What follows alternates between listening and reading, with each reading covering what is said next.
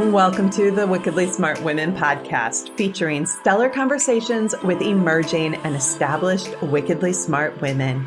Thanks for joining us today as we celebrate women who are committed, care deeply, and have the courage to take action and create conscious change all around the world. Now here's your wickedly smart host, Anjel B. Hartwell.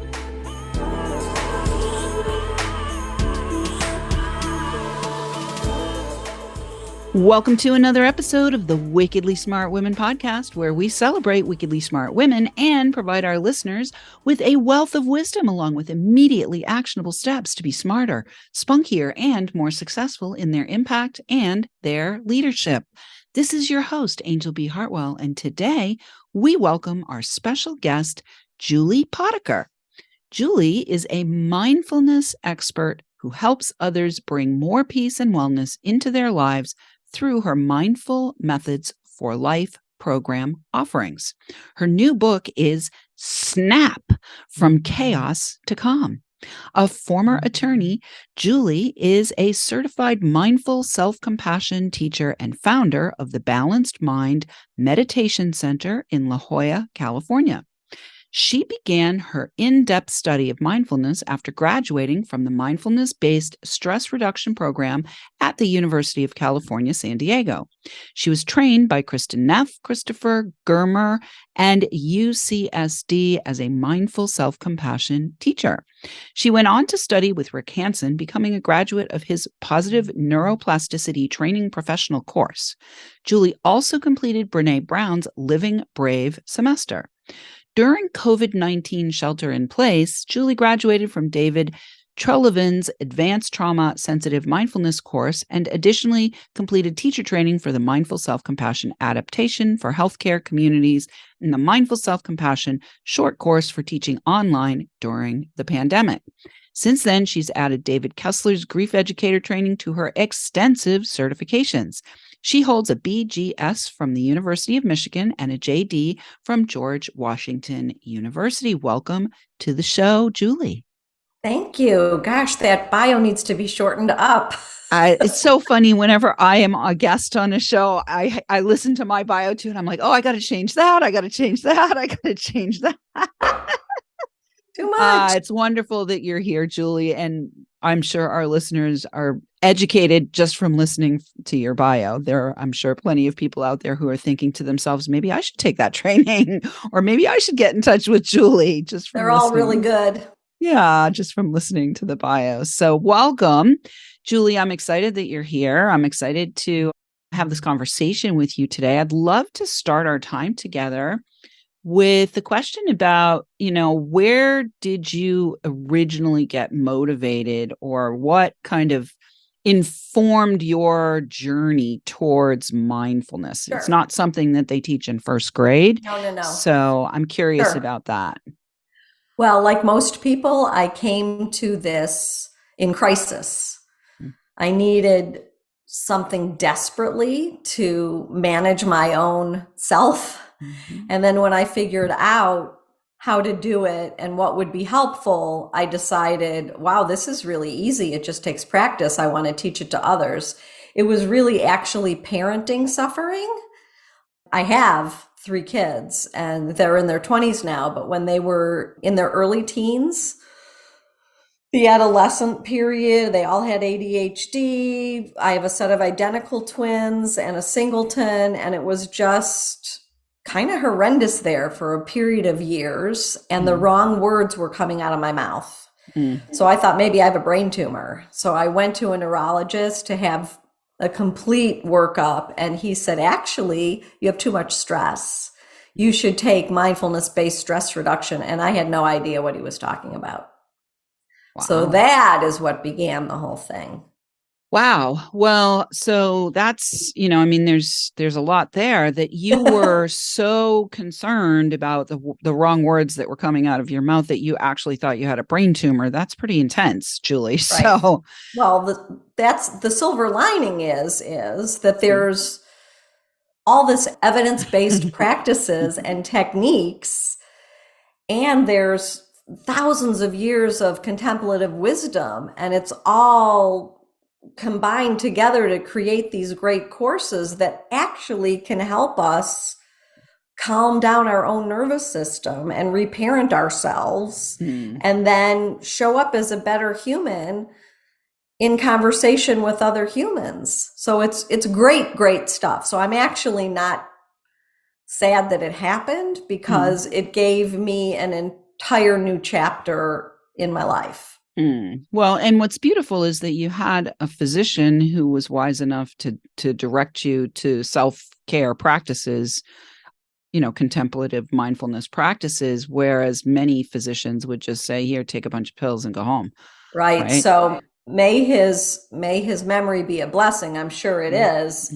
He and his wife were both MBSR teachers, even though he was an MD neurologist. And so MBSR stands Mindfulness-Based Stress Reduction, 1979, created by John Kabat-Zinn, the year I graduated high school. Wow. For the pain clinic at University of Massachusetts in Worcester, Mass. He basically took a lot of the deep knowledge that he learned when traveling in India, and he stripped anything that could be smelling like religion out of it. And he created an 8-week course. And that is the course that all the other courses are built on top of, or out of, or from, or whatever. Like mindful self-compassion, there's no question that it is built on top of the shoulders of mindfulness-based stress reduction. And all the other mindfulness-based interventions, there's a whole bunch of initials now, and they're all good. Every single one of them's good. And I take them to see how they differ from each other, and they're all good. Yeah. So let's talk, Julie, about what happened for you when you actually chose, because you had to make the choice. Great that you had the divine intervention from the physician who said, you should really take a look at this challenge that you have as something that can be solved with mindful. Let's do MBSR. Let's do MBSR, mindfulness-based stress reduction.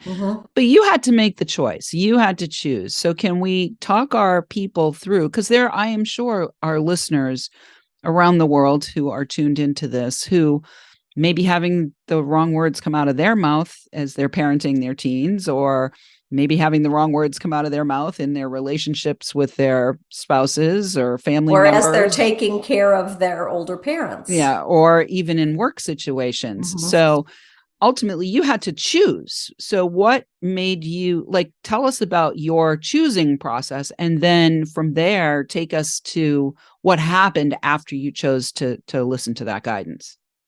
Okay, so that's a really interesting question. And I don't think in all the years of being interviewed, anybody's actually asked me that. You must be wickedly smart. I take that. I will receive. So mindfulness-based stress reduction introduced me tangentially to the brain science, that actually there's all this that's going on in our brain, inside our heads, that affects our bodies.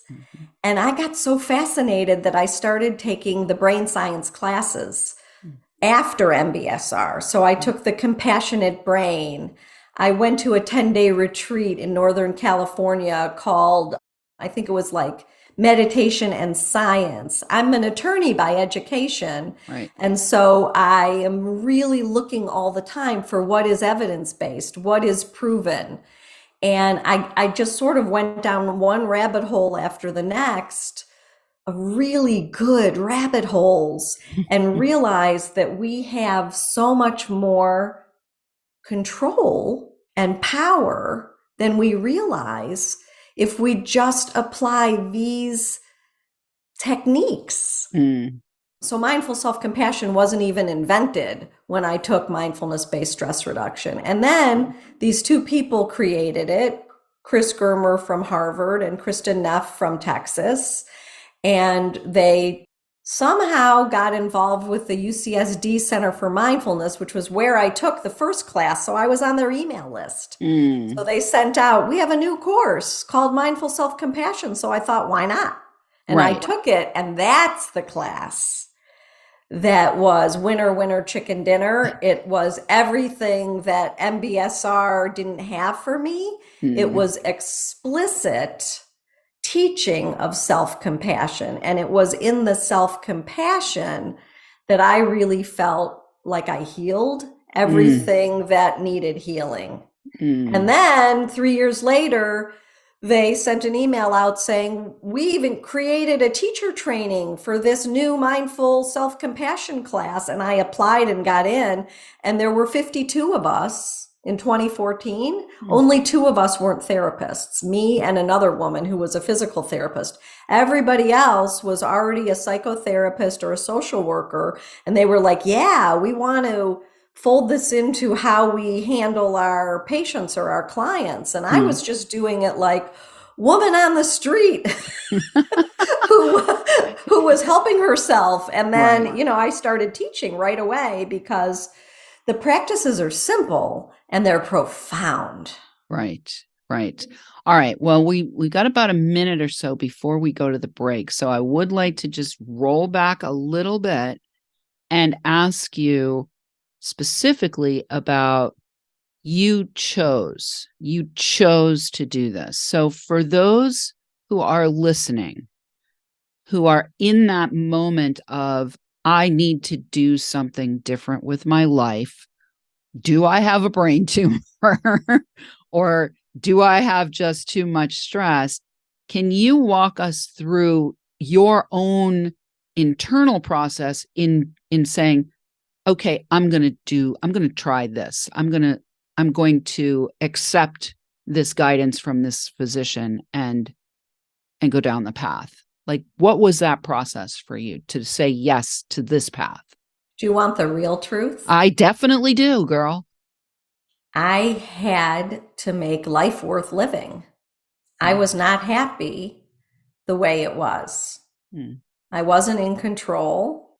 I was depressed. I was overwhelmed, and it couldn't go on like that. So I had to get a grip on myself.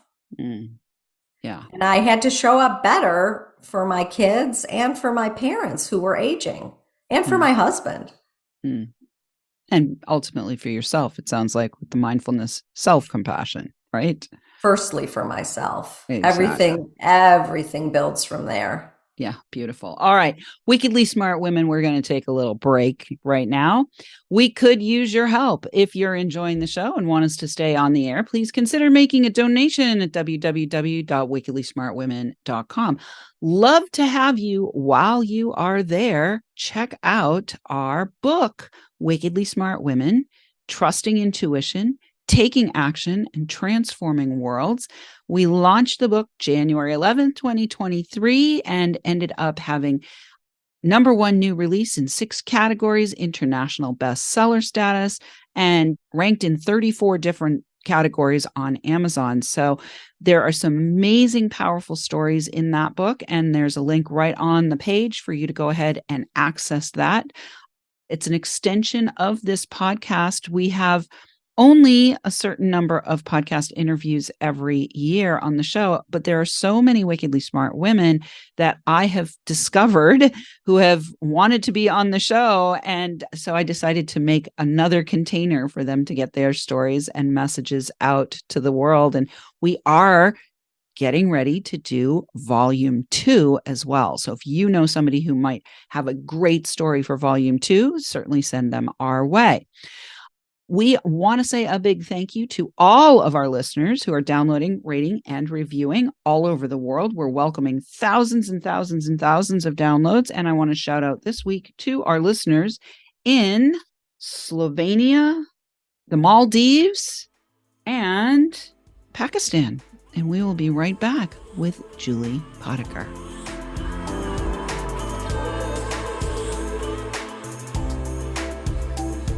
The Wickedly Smart Women podcast is brought to you by the Wealthy Life Mentor. Women, are you on the edge knowing that life is calling you to make a change? Are you ready to be part of the evolution of what it means to be a wickedly smart woman, creating your wealthy life by design? A life that is an extraordinary work of art. Anjel B. Hartwell, the Wealthy Life Mentor, is hired by women in transition. Women just like you who want to break through to their brilliance, become clear on the value of their wisdom, and embody a beauty-filled, balanced life of shameless self-expression. Discover your wealthy life readiness by taking the quiz at quiz.wealthylifementor.com.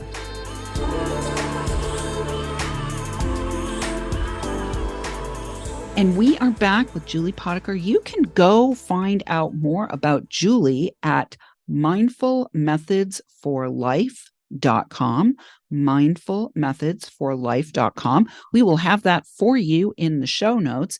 And as I mentioned when I was introducing Julie, she's written one book and she's got another book that is also coming out. Julie, so why don't you talk a little bit about your book or books?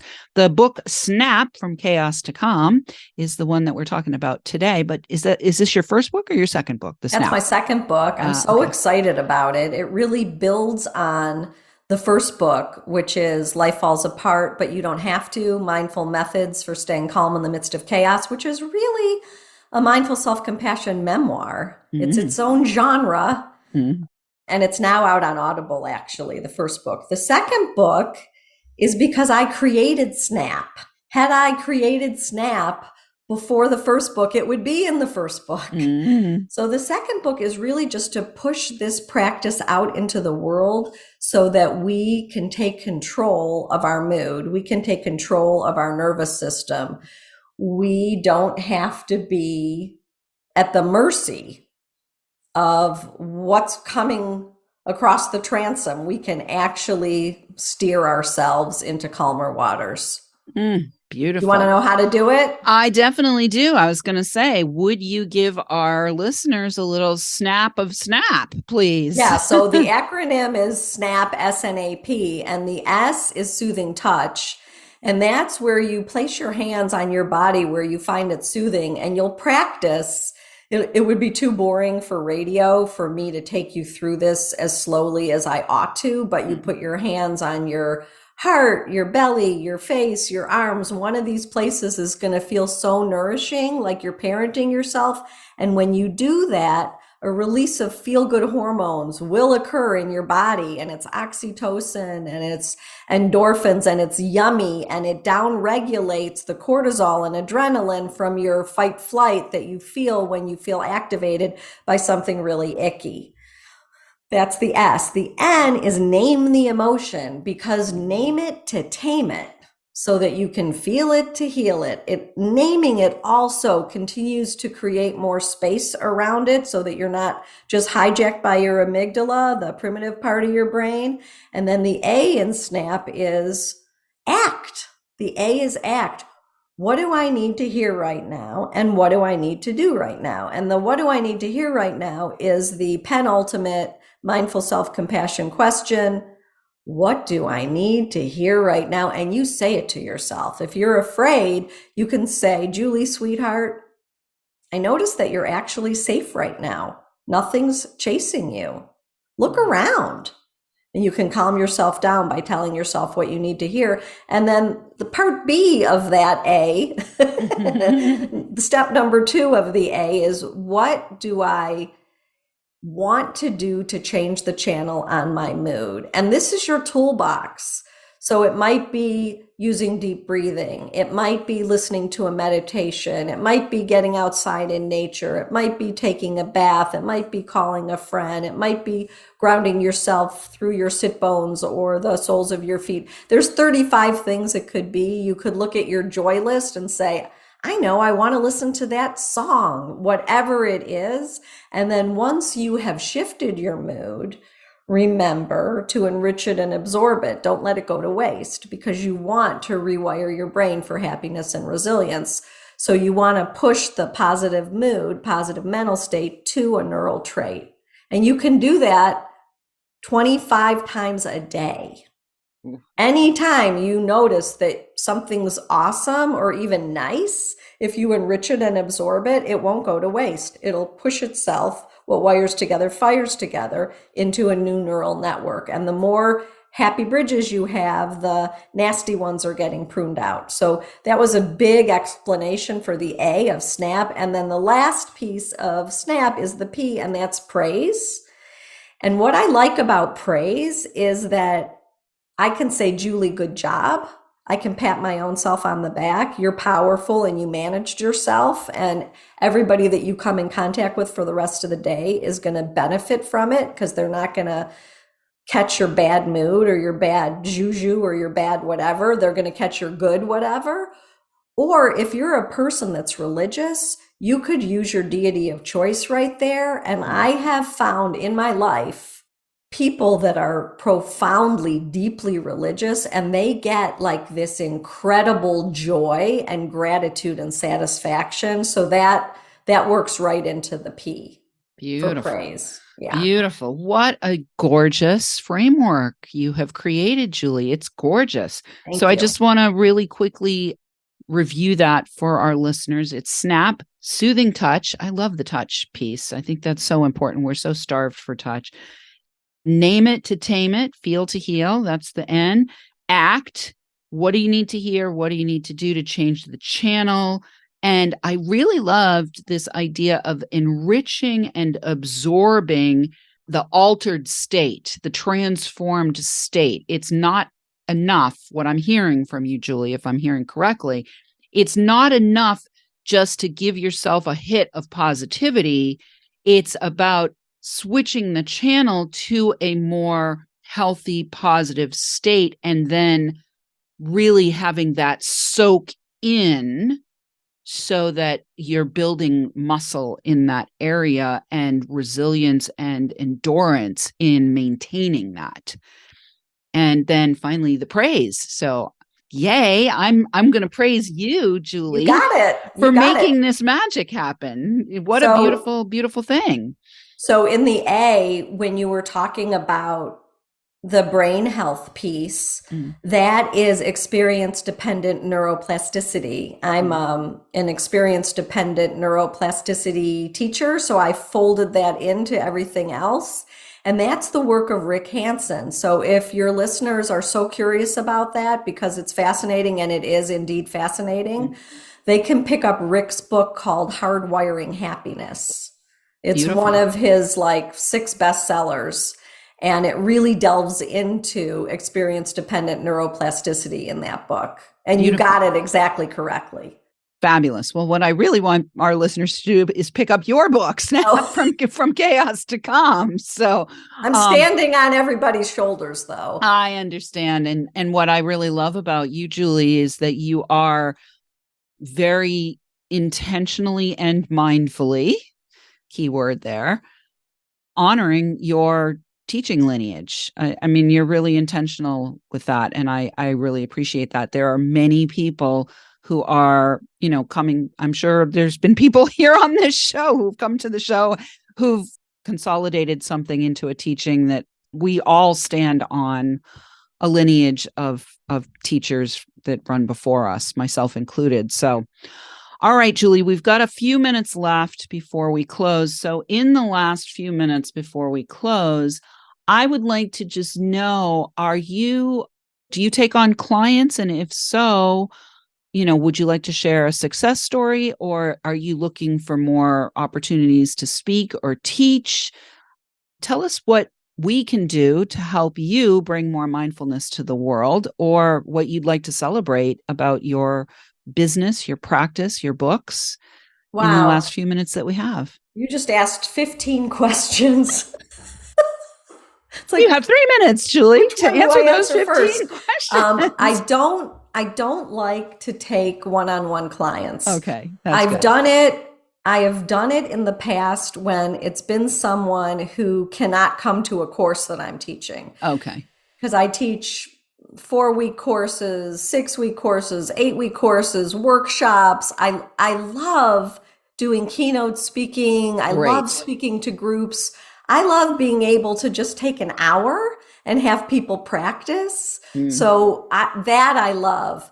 Because this is therapeutic, but I'm not a therapist, I worry about one-on-ones because people tell you stuff and it gets very intimate, and I don't want to hold their stuff or fix their stuff. I just want to teach them tools and skills to manage their nervous system so that they show up better and so that they have less suffering and more ease. Like, my entire goal in the universe is to alleviate suffering. Oh, beautiful. I love it. Well, so listeners, if you are, maybe an HR person who is looking to bring somebody into your organization, if you are a speaking booker who's looking to bring somebody into an event that you're doing, if you are an entrepreneur who might be running a retreat or a mastermind and you are looking for somebody to bring in some great content, certainly feel free to reach out to Julie. And if you are one of our other listeners around the world who just needs a little bit more support, I highly recommend that you get in touch with Julie, access both of her books, and make the choice, make the decision to go ahead and begin the practice. I mean, really, it's about beginning. And then once you begin, it's about maintaining that momentum. So if there's anything else you'd like to say, Julie, before we close, go right ahead. Well, I think you're wickedly smart, and I feel grateful to have met you and to have had this opportunity. Thank you. Oh, it's my pleasure. And our wickedly smart women around the world, I am sure, are going to benefit from today's conversation. So listeners, we do love your feedback. Please let us know what you thought of today's show. You can send in questions or guest suggestions to listeners at wickedlysmartwomen.com. We could even give you a shout out on the show. You can find out more, as I said earlier, about Julie and access a ton of resources at mindfulmethodsforlife.com. Go ahead and get her book, Snap from Chaos to Calm, and start practicing her process to help you become more compassionate with yourself, more mindful, and to reduce the overall stress level in your own world and the world around you. We are really excited and grateful for you to be listening. Thank you so much for tuning in. Keep your ears open, and remember, you are a wonderful woman. Thanks for tuning in, downloading, and listening. Be sure to rate and review Wickedly Smart Women on Apple Podcasts and share with other women who can benefit from today's episode. Wickedly Smart Women is the premier podcast series for informing, activating, and inspiring the leader who carries profound wisdom and knows that now is the time to welcome wealth. We welcome your feedback and guest suggestions and invite you to subscribe to our mailing list to be notified of each new episode at wickedlysmartwomen.com.